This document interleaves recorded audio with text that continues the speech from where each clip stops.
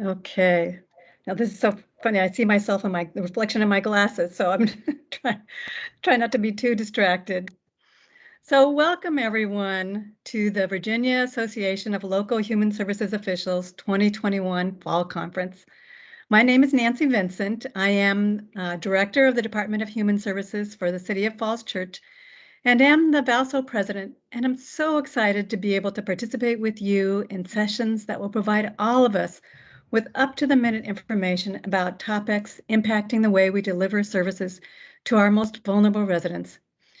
Before we get started with our keynote presentation, I have a few quick items to cover. First, I do want to thank the Planning Committee for their many months of work in putting this wonderful conference together. That's Janet Arison, Leslie Abashian, Katie Boyle, Anita Friedman, Ripple Patel, Sarah Sneed, Jim Taylor, Veneria Thomas, and Rebecca Venute. Second, VALHSO is a membership organization. In the next month, the chief human services official from the jurisdictions will receive information on how to renew membership or establish new membership. The $100 in dues supports the maintenance of the website and will go towards hopefully in-person conferences in 2022. The access that virtual provides is wonderful, but the networking opportunities and ability to really learn from each other is diminished when we do it virtually. So third, as we proceed through the sessions, I ask that everyone keep their mics muted. If you have comments or questions for any of the speakers, please put them in the chat. Each speaker is committed to leaving time to answer questions. We have someone assigned for each session to read the questions to the speakers. With 150 participants, we just won't be able to have individuals asking questions personally. So again, please put any comments or questions in the chat. And fourth, I do want to let you know, again, that the sessions are being recorded and they will be posted to the website along with any slides. So let's get started.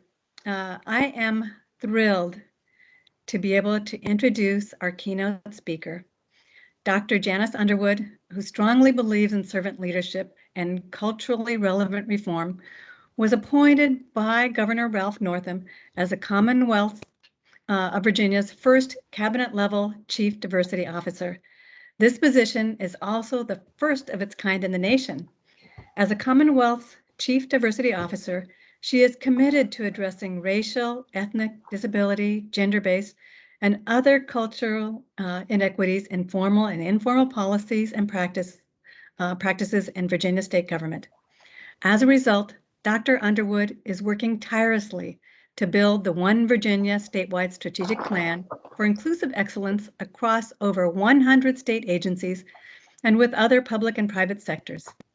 In her short tenure, she has been named one of 20 Women of Change in 2020 by the Virginia Museum of History and Culture for the accomplishments and impact she has already had on the Commonwealth. Her goal is to make Virginia an exemplar for the nation regarding diversity, equity, and inclusive excellence. So with that, I'll turn the mic over to Dr. Underwood. Well, great morning, everyone. Thank you so much, Nancy, for that kind introduction. Can you hear me? Yes, great. We can hear you. I want to also express my deep felt gratitude to the Virginia Association of Local Human Services Officials for hosting today's conference, and also want to thank each of you who have joined the conference. On behalf of the governor and the Commonwealth, the entire administration, thank you for the important ways in which you serve residents of your local communities. We're all members of a local community, and so we know that the local impact is so important. We know that our efforts and successes would not be possible without the commitment of local government agencies and human service agencies to the collective vision of a better Commonwealth for all. So on behalf of Virginia, I say thank you. I join you here today to open this year's conference, which is a huge, huge honor for me, with a conversation on how we can create inclusive excellence in the places where we live and we work, and how we can engage human services through the lens of diversity, equity, and inclusion. As many of you know, DEI is a hot topic right now, and everyone is just talking it. people are using the words, sometimes genuinely, sometimes disingenuously. But I want to talk to you about how to really center your conversations from a human services standpoint to build diversity-led innovation. So if you're ready, put a comment in the chat and say, introduce yourself to everyone and say, let's go. I'd love to see where everyone's from, and would love to get a quick good morning from everyone. And I'll be putting some messages in the chat as we go along as well, because I want you to know that this is going to be interactive. And so we really appreciate you being here. In speaking to this topic, I'd like to talk a bit more about the current efforts and approach of my office, the Governor's Office of Diversity, Equity, and Inclusion. And I hope to challenge you to take what you will discuss across the many exciting sessions from today into the ethos, into the local areas for which you work. For example, I think someone needs to mute their line. Yeah, just to remind everybody, please mute your mics. I think we're ready to get going. So, for example, I looked at the lineup for today, and I want you to take your incredible conversations that I know you will have about leveraging trauma-informed community networks. And I know one of the persons on that topic, and she's going to really deliver. Chidi Jenkins, she's going to deliver. So get ready for that one. Buckle up. But also your conversations about leveraging increased funding and the discussions you will have about the local implications of two pieces of legislation that were really important to this office, the Marcus Alert and the legalization of marijuana. Take those conversations outside of today's choir and really make good trouble by promoting and advocating for inclusive excellence across all of these topics and many more. So I'd like to start or center my remarks by reflecting on equity in our present moment, and then sort of ebb and flow between the present, the past, and looking towards the future. Today, discrimination is not as blatant as creating barriers for women and communities of color to exercise their right to vote. But it still exists endemically throughout our systems as easily overlooked forms of exclusion. So, for example, instead of discrimination being so blatant, inequity and injustice are pigeonholed by those who desire to overlook the way structures of oppression are interrelated and operationalized, right? And we have, for example, inequity repackaged as voting integrity legislation, which functionally and deliberately aims to do the very thing as deliberate as before, as restricting the right to vote for women, people of color, and those in low wealth communities. And as we start that work of reflecting and really reckoning with our past and present, we uncover the fact that historic structures of oppression were designed to create supremacy, sustain enslavement, disenfranchise communities of color, and exclude generally. We also know these structures were never erased. They have only evolved. For example, after much hindsight, we recognize that education and opportunity are indeed meant for the benefit of all, regardless of your gender identity, color, tribal affiliation, race, or economic status. Today, we publicly acknowledge that clean air and water, civil protections, and justice under the law is supposed to be a right for all. And while we can agree on the surface veracity of these statements, the reality is that they ring hollow for underrepresented and disadvantaged communities, or underrepresented communities, because there have been both a deliberate and unintended efforts by the haves to hijack the power from those who have less. Or worse, which is what I'm really concerned about, those of us who use our power as well-intended allies to ultimately advance inequitable policies and practices, all the while claiming an anti-racist ideology. Most of you know that our Commonwealth's leadership has not always gotten it right. Actually, as I think about it and self-reflect on my equity journey, and I recommend you all do so today, intentionally reflect on your equity journey, all of us have made mistakes and contributed to the system's structural flaws. But now we have a chance, an unprecedented opportunity to reshape the public discourse and make federal, state, and local levels of government amenable to these kinds of structural reforms so that we all get it, and we all get it now. We need to be vulnerable and honest about our structures, and I know that's exactly what you're going to do today within the confines of today's virtual conference. There are extensive systems that inhibit women from being in leadership positions that matter, that inhibit many underrepresented communities from really being at the table. For example, did you know, and I'm not sure you do, but when you have your session on the General Assembly, I'm going to ask you to just take a look, that the Virginia Code still uses the pronoun he, him to describe all the roles and responsibilities of its leadership. That's unprecedented because I know I don't fall into the pronoun he, him, and there are many of you on this call that don't fall into the personal preferred pronoun of he and him. So why do all of our roles and responsibilities within the Virginia Code use that blanket, very exclusive pronoun to describe all of its leadership? Those are the kinds of things structurally we should be thinking about. We know that there's gender inequity in pay and in senior staffing across the Commonwealth, racial inequity in pay and senior staffing across the Commonwealth. People with disabilities are still underrepresented in all sectors of state and local government. Well, in 2019, Governor Northam appointed me as Chief Diversity Officer to help him and the administration and really the entire state intentionally think about ways equity should be threaded across all public and private sectors, across our state workforce and beyond. In 2020, I created the Office of Diversity, Equity, and Inclusion, and we immediately got to work. This position and office were codified for every future governor's administration to build upon the work that has already begun. And believe me, it will take generations to see measurable outcomes or dividends from what has been invested. But we have begun to see the fruit of our work. For example, we launched the first statewide strategic plan, the One Virginia Plan, which has also become a model for other states and local governments.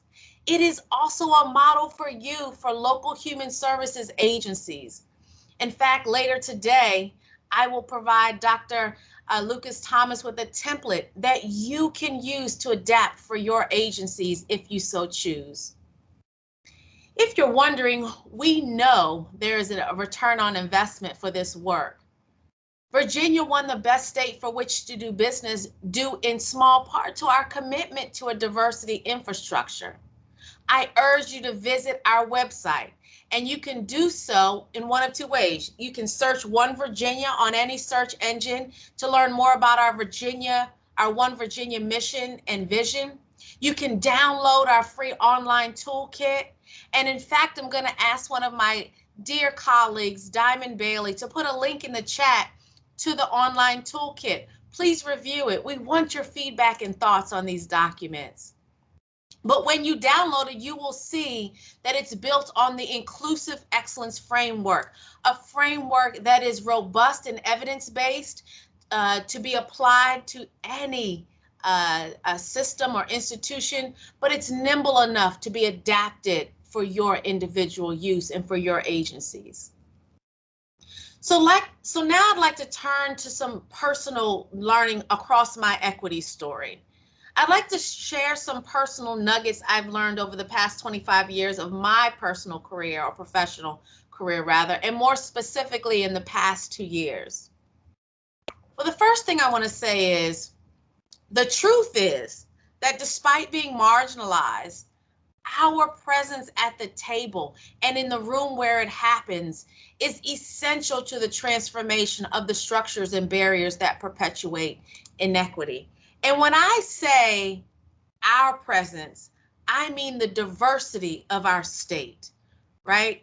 That includes women of color. That includes the LGBTQ plus community. That includes people with disabilities and varying abilities. That includes membership across all racial and ethnic categories. That's what I mean about the strength of diversity. We must use our diverse presence meaningfully. And let me just tell you, this is extremely hard work. It's hard work because it requires us to be change agents and not always peacemakers. What do I mean by that? Change agents make change, and peacemakers sort of put people at ease to often sustain the status quo so as not to overturn the apple cart. Real change agents have the emotional intelligence to make change and build consensus.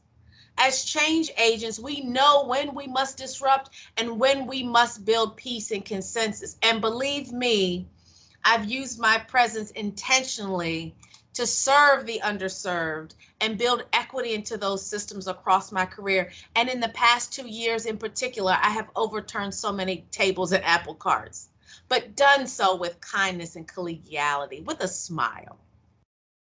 The second thing that I've reflected on is that health inequity across systems was glaringly clear, I know, to me and to many of you before the COVID-19 outbreak. But for some became even more evident as the COVID crisis revealed our structural inequities. The governor saw the need to acknowledge this, and he created or asked me to lead that COVID-19 Health Equity Task Force to make sure that health equity was embedded in and across our entire response and recovery from COVID-19. This is and was one of the hardest things I've ever had to do. And the reason why it was so hard is because it required working with many folks who wanted to thread equity, but didn't know how, or could not see that their processes and practices were for generations unfair and inequitable. But I was resolute again to be a change maker and do so with kindness and collegiality. So as I reflect on these two nuggets, and in addition to our equitable response to COVID, there's one last thing I just want to share with you all that I hope that you frame your conversations in today across all of the exciting sessions that I know you're going to have today. Virginia passed House Joint Resolution 537, a piece of important legislation championed and advocated for by Delegate LaSharice Aird and so many other of our members of our General Assembly, as well as so many groups across Virginia, like the state NAACP or the Virginia Coalition of Immigrant Rights and the COVID-19 Health Equity Working Group and so many others, countless faith leaders and activists and local government officials such as yourselves. It declared racism the larger public health crisis across several social determinants of health. This unprecedented declaration provides the foundation for my office to serve as change agents for the next 402 years. In reaction to this declaration of racism as the larger public health crisis, we created a historic mechanism that makes inequity visible and less nebulous across those social determinants of health listed in House Joint Resolution 537. And the mechanisms, while only a start, are 2 health equity dashboards that I'm going to ask Diamond to put in the chat, because throughout today, I would love for you to check these 2 health equity dashboards out and even check out your local area. At their core, these dashboards dispassionately measure the pervasive ways racism is synthesized across determinants of health, 133 localities and by race and ethnicity. And I am certain that your locality is represented there. So please do check out, for example, income and poverty. Where does your locality, for example, rank? The Equity in Action Dashboard is the first one. It celebrates the resources that the state has allocated across the COVID-19 response. It celebrates the work we've done to help vulnerable communities, many of which you serve, that we know have been experiencing food insecurity, for example, or who have benefited from Medicaid expansion during this unprecedented health pandemic, or even PPE distribution. But the second dashboard I'm really excited about, it's called the Equity at a Glance dashboard. Please, please, please click on those links in the chat. The Equity at a Glance dashboard is a call to action for our federal, state, and local policymakers just like you to figure out exactly where the equity gaps are, to examine those equity gaps, and direct and invest in resources and solutions where those gaps are. This dashboard says without bias, here are where the inequities are and here are where the gaps are, so do something about it, federal, state, and local leaders. Unprecedented, and let me just add a shout out to my team. No other state has these two mechanisms, and we are lauded actually in Virginia for having these two dashboards, and they're being used as an exemplar by the CDC for other states to do as well. So let me be clear, these dashboards don't measure health outcomes as many other state health equity dashboards do, because you're probably thinking to yourself, I've seen health equity dashboards before. Instead, these dashboards, Health Equity in Action, Health Equity at a Glance, synthesize determinants of health in an undeniable and statistically significant way.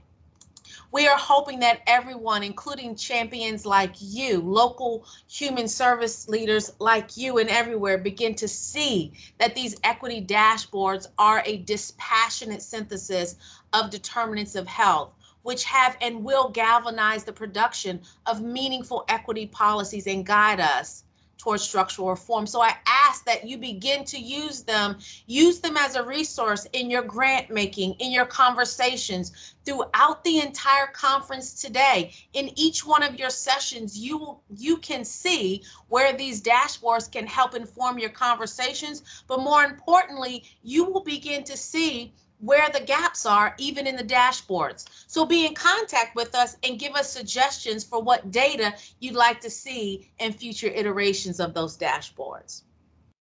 This is just the beginning of a considerable undertaking. We are currently replicating this method of developing dashboards in other areas, starting with a dashboard to examine the state's workforce diversity. So for example, in the future, you will be able to see what the diversity across many dimensions of diversity are with our state workforce. This level of transparency and ability to pull all these different data points in one very convenient spot is unprecedented. So thank you for getting the word out about the dashboards. My third and final nugget is that structural discrimination and inequity justifies the forms of oppression that we interact with daily. And when I say structural discrimination, I mean historical antecedents of structural discrimination. So the Governor's Office of Diversity, Equity, and Inclusion is driven by the following premise. And I say this often. Our systems are not broken. They are operating in the exact way they were intended to function, inequitably. So I'm going to ask you in your conversations today, resist saying our system of X is broken. It's not. It is functioning exactly the way it was intended, inequitably. Structural inequity exists in all of our systems and at all levels of government, law enforcement, healthcare, criminal justice, education, banking, housing, and so on and so on. Addressing these inequities and these determinants of health and speaking about discrimination does not make you divisive or racist. So if there's anyone sitting on here today saying that Dr. Underwood, she's being divisive and she's being racist, I reject that fundamentally right now and ask that you begin to think about The fact that pretending that these disparities don't exist, pretending that it's not relevant, that's the manipulative and divisive and cruel part. We also must understand that racism and the legal system of slavery makes all other modern forms of oppression possible. Whether it's the exclusion of people with disabilities, the LGBTQ plus community, or the aging community, all marginalized or underrepresented groups experience a level of oppression. And I'm going to tell you the secret why. Because structural racism was created to make most individuals and communities feel inferior and very select small groups of individuals feel superior. Those structures were made to make us fight against each other so that a select small group could feel superior or remain in power. So I'd like to offer a call of action for you to think about today and as you go on. We must hold our businesses, policymakers, and government leaders, and I mean all of them, accountable for this important structural work. We must support leaders who will advance equity policymaking and not in check the box ways. We don't want these dashboards to go away. We don't want the work that we have done, and I mean there's been unprecedented work. We don't want to go backwards. And historically, everyone knows that when we make historic jumps and leaps forward, there's always a regression that takes us back even further. We don't want to go back there, not in Virginia, not in the United States of America. Whenever I'm given the opportunity to speak, I say this quote: you can't change what you don't measure, and you can't measure that which you don't acknowledge. And for these efforts to continue, we have to ensure that our leaders and communities are aware of all of this importance. So we have to begin to keep measuring and making inequity visible so that our leaders will do something about it. Secondly, giving the meaningful civil discourse that we're having today, we must commit to lift each other as we rise. Because when one boat rises, we all rise, right? This elevates the urgency of now to advance equity policymaking. Individually, we have to break out of our silos, reject our egos, and help each other survive many of these toxic spaces. We must coach and mentor our colleagues to the next level, have strategic conversations to move the needle forward, and seek relationship with one another, as opposed to pitting ourselves against each other. Collectively, there's work to be done as well. We have to collectively acknowledge that inequity and inaccessibility have been so normalized, just like the disconcerting realities of environmental justice and climate change. And I'm going to ask that you do a little quick exercise. I want you all, as you sit in your offices or at home, to put your hand up in front of your face. Everyone kind of put your hand up in front of your face so that you can see your hand. And I'm just going to suggest to you, just like you can't see the germs on your hand, sometimes it's hard to see inequity. So we have to begin to understand that even though you can't see it, it's still there, right? Just like the germs on our hands. So mental note, wash your hands, right? Inequity resides in all of our organizations, in our teams, maybe even next door to you. It's in all of our neighborhoods, grocery stores, schools, our systems, our companies, our public policies. So stop imagining DEI, DEIA, DEIB, whatever the framework, as some ambiguous moral imperative. Stop it. Instead, we need to think about DEI as tangible practices and policies that can inform and reform our daily operations to lead us to health equity and belonging and accessibility for all. Efforts across the government to advance policies and practices for inclusion and diversity, unfortunately, remain discretionary, with specific leaders and not systemic. Well, that's not good enough, because equity cannot thrive at the discretion of select persons in power. Equity, or the fight for equity, is long and thus must be embedded in our systems, even our local government and human services agencies. As you all may know, in 1980, a small collective of local government officials recognized that it would require shared knowledge and collaboration to bring about structural transformation in the area of housing, social services, healthcare systems with their localities. These grassroots organizers built coalitions that ultimately led to the creation of the Virginia Association of Local Human Services Officials. It is through the concerns, call for actions, and structural changes undertaken by those individuals, many of you, that this body continues to exist today. So as I close, I want to leave you with this final thought. For today, for your conversations, and as you go forward, as you take the initiative to download that toolkit and begin building inclusive excellence in your spheres of influence. As we engage in these conversations, let us learn from the work that started ahead of us, even before 1980.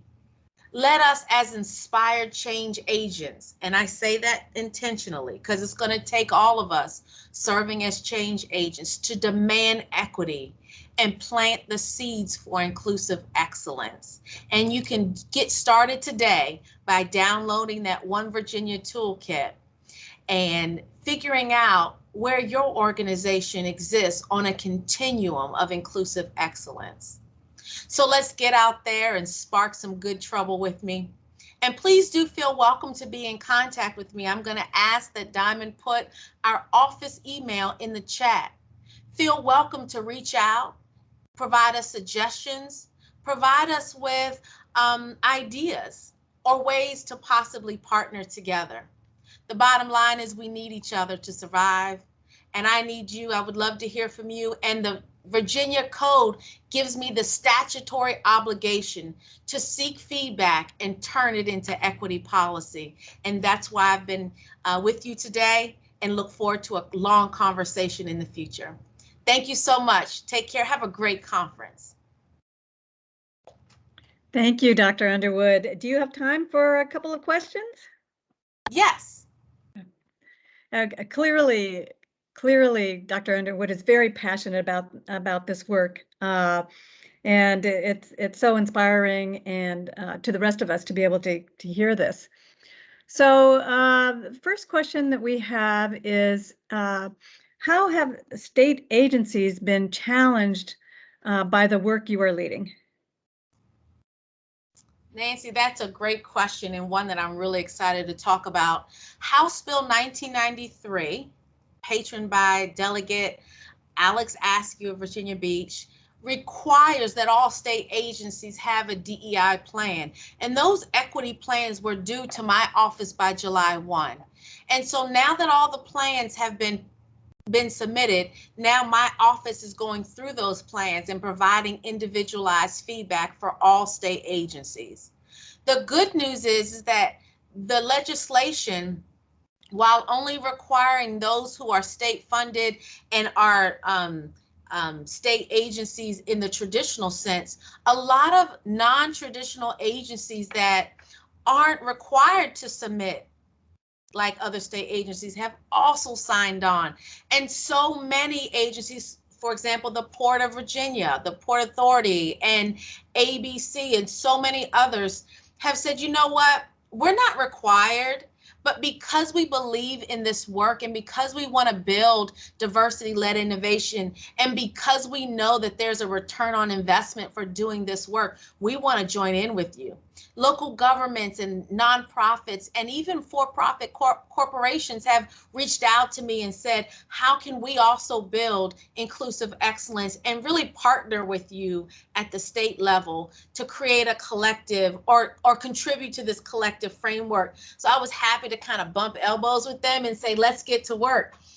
So really, this has been a continuum for not only traditional state agencies, but all organizations who want to build diversity-led innovation. Includes our all of our public or state-funded universities and colleges, and so they're working with me.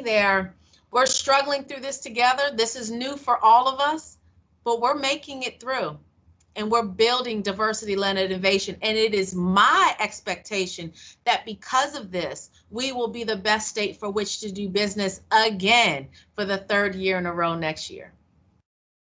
Thank you.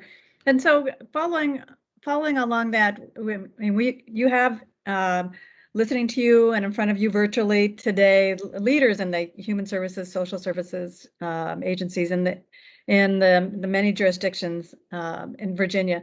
So how is it that we can partner with you? You talked about investing in resources and solutions. How can the local jurisdictions feed into that? Well, I'm going to give you 3 tangible ways today. So get out your pens and paper or your devices. The first thing is to download the One Virginia Toolkit. You can do that today. All of the resources there are free. You don't need to spend $100,000 for a consultant to come in and lead you in strategic planning. It's literally provided you there. There's no fiscal impact to your local government, to your local agencies, to your local organizations, whomever is on with us today. There's templates and worksheets and things to do or suggestions to get started, and I hold your hand through the entire process with the toolkit. The second thing is download and look at the equity dashboards. Look up your local area, wherever your local human service agency is, and find out where you stand in those determinants of health for income and poverty, housing insecurity, food insecurity, education attainment for your area. That can inform you on what to do to serve the needs that are in your local area. Now, as a starting point, we may be looking at it from a statewide perspective. You don't have perhaps time, if you are working in the city of Newport News, for example, on the peninsula, you might just want to focus in on Hampton, Newport News. But those who are in Fairfax or Northern Virginia, such as yourself, Nancy, you might say, I want to focus in on my area. Well, you can do that. And you can get started right away with those equity dashboards. The third thing that I would encourage you all to do is be on the lookout for an email.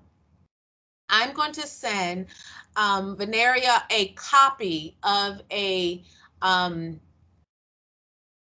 One Virginia plan for a local human services organization that was created by one of our George Mason law students for a local CSB in Northern Virginia. And you can use this as a template that we created together, and you can adapt it to your local human services organization, because it will lend itself to some of the local language that that you want to sort of build diversity-led innovation around. So that should be coming to you within the hour. Thank you so much. Excuse me. We did also have a request for the VDSS DEI information or plan when it's available.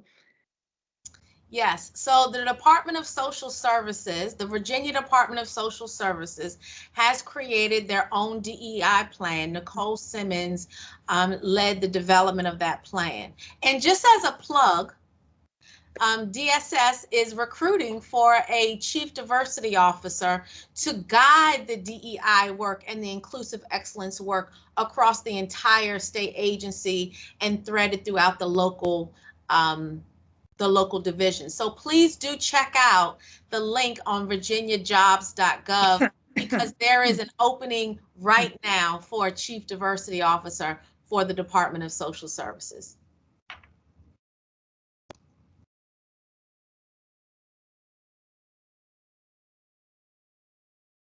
I'm trying, sorry about that delay. It took me a minute to get back unmuted.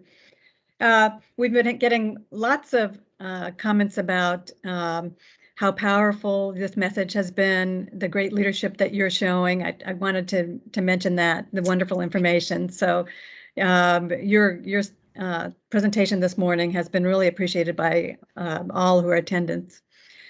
The another question we have is, how can this message trickle down to local governments who may not be as receptive to this excellent change? Comments like, the system is not broken, so why fix it? Well, I really appreciate that question. I'm going to answer in two ways. The first way is that everyone is not going to sort of be persuaded that this work is either important and or beneficial, meaningful, and or be receptive to the ideas that the system isn't broken. Remember, I said in my remarks that there are those who really want to or who suggest that they are working in this space, but they actually perpetuate the inequities or sustain the status quo in the first place, all the while sort of lauding an anti-racist ideology. But that doesn't mean that we can't begin to use the language of inclusive excellence. And my message, the second way that I want to answer that question is, although everyone won't be receptive, that doesn't stop me. You know, there are a lot of people who aren't receptive to my work and who never wanted me to take this role in the first place, right? Who never wanted to have these conversations. We were in a racial reckoning in 2019. There were a lot of people that would much rather just name call and or attack a person or individual incidents of bigotry. What I'm interested in doing is building system-wide diversity-led innovation. So for me, what I've done, the way that I've gotten my message to trickle down to local governments or state governments or other states, for example, Indiana has a brand new chief diversity officer that reports to the governor of Indiana. That shows you that for a state that looks very different than Virginia, this work can be nonpartisan. Not just bipartisan, nonpartisan. So we need to begin to talk about this work as building innovation and organizational effectiveness and psychological safety. We need to begin talking about it in a way that talks about the return on investment, the tangible benefits to everyone. And then we can sort of take the smoke out of it, so to speak, because there are people who are waiting to just pounce and just say, Dr. Underwood, you're divisive, you're the racist one. And instead of pointing the fingers at themselves, they'd rather point a finger at me. So what I suggest is the way we get it to trickle down to those local governments, and I have an idea of who those local governments are. I have an idea of who those folks are that don't want to work with me or just want to invite me to speak and stand up with a photo op and really don't want to do this work. I know who they are, but what I say is, let's begin to talk about it in ways, and let's build what I call a 21st century underground railroad where we begin to talk about it in meaningful ways and build momentum, so much so that it's undeniable and we can move the needle forward. That's how we do it, one day at a time, brick by brick, precept by precept. Thank you. When you talked about normalized inaccessibility, it made me think of this kind of small example. In Falls Church, we had a public meeting, and a gentleman came in, and he was probably late 60s, and he said that he needed English as a second language courses. And the city offers that he could take, but he said that there's young people in the courses, and he doesn't, I mean, him being older, he doesn't learn the same way as a 20-year-old. I mean, I know that I couldn't sit in a class with a high school kid and learn Spanish the same, or English the same way, or Spanish in my case, the same way. And so even though we had offered these classes, we weren't doing it in a way that was meaningful for somebody who needed it. And that just gave me a tiny insight into how generally what you're talking about can be applied. I mean, we really have to ask people what do you need? What's the impact? Yeah, and Nancy, I so appreciate that. And just for everyone who's watching today and those who will watch the recording later, can I also say that I was just recently asked to speak at an event in person in this big sort of convention hall like place, and it was on a raised stage and you had to kind of walk up the steps, and they just assumed that I was able to walk up those steps. There was no accessibility questions asked to see if I could. I mean, it was literally them leading with their bias that I could walk up those steps. And what if someone couldn't? You know, as we think about these normalized inaccessibility, you know, our buildings just, you know, started becoming accessible, you know, and there's still so much work to be done. But I think about it as a former biology teacher, right? If you're a good teacher, you differentiate instruction. And I think that as we provide needs for our 8.5 million residents in Virginia, we have to differentiate. And that may mean language access for those immigrants that would love to call Virginia their home. That might mean providing differentiation for age, for gender, for all these different dimensions of diversity, even reading ability. We have to understand that there's so many Virginians that try to access state and local services for our state and local governments that may not be able to access them because we have sort of this common thread that you come to us as opposed to us come to you and make things accessible. So we've got to begin to change our mindsets and think about, if we're true public servants and we are leading with a servant leadership mentality or thought leadership or model framework, we have to begin to put the resident ahead of our own biases, because we all have them. If there's anyone on today's call that thinks that they don't have bias and they're perfect, well, all I have to say is keep on living. Because you're going to come to a point, for example, disability is the only dimension of diversity that you can one day not be a member and then the next day be a member, because something has happened that has caused a perhaps physical disability or a mental disability or cognitive disability rather. And so we've got to be a little more empathetic to our neighbors and our fellow residents. Thank you. Thank you.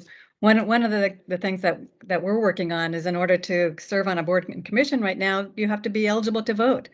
And we know that we have plenty of residents who aren't eligible to vote. And so, I mean, people are being excluded. Nancy, can I also add that some folks are being excluded because of former convictions, for example, marijuana convictions. Also be thinking at the local level how that serves as a barrier. We can't, as a state, now say and have listened to all this rhetoric, right? Unfortunately, politically divisive rhetoric that was meant to divide us about marijuana, and incarcerate and disenfranchise, you know, thousands and millions of people of color in low wealth communities, and then all of a sudden say, we're going to start to make money off this as a state and not make you whole. So those who have those convictions then must also be, for example, Nancy, eligible to serve on a board or commission as well, and be thinking about how do we expand that accessibility to that group, that underrepresented group that has been marginalized and criminalized for something now that has become legalized. We have another question. Does each state department have their own DEI office? So we are moving to the place where every state agency has their own DEI officer. And as language access becomes even more important in Virginia, because it has become, it reached crisis levels where we have so many people in Virginia that don't speak English, have limited English proficiency, whether they are a member of the an immigrant community, or perhaps a person with disability. We know that language access coordinators are also very important. So many of our state agencies are creating language access policies that will be funneled up through my office as well. Okay, thank you. So that's all the questions that we have for now. I want to thank you again so much for this wonderful, powerful presentation. If we have other questions that come in, I'll send them to you, so people who are participating may feel free to continue to put questions in the chat, and we'll see if we can get them answered and get the answers out to everybody who participated. So thank you, Dr. Underwood. It's been a real pleasure to meet with you and chat with you personally, and to have you participating in our conference today. For everyone else, the next session will be on the trauma-informed community networks. It will begin at 11:15. We'll have a time for a short break for everybody to go get a cup of coffee, and we'll be back with you all at 11:15. Thank you.